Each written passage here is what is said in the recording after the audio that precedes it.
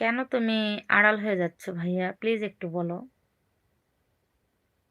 কেন তোমার এত মন খারাপ? তোমার এই পাগলি বোন থাকতেও তোমার এত কষ্ট কেন?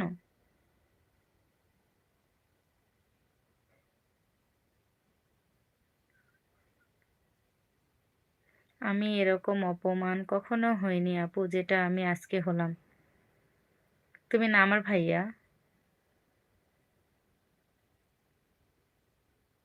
তুমি মানুষের অপমান কেন গায়ে নিবা? তুমি না আমাকে শিখাও, তুমি না আমার আপু। তুমি কেন রাগ করো? তাহলে তুমি কেন করবা বলো?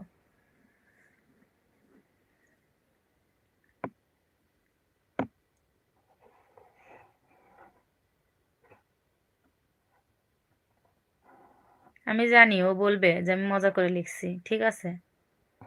আমি মজা করে লিখছি এটা বলবে, কিন্তু এটা মজার লিমিট ছিল না, মজা বের হয়ে গেছিল, মানে লিমিট ছেড়ে গেছিল। সেটা আমি বুঝতে পারছি।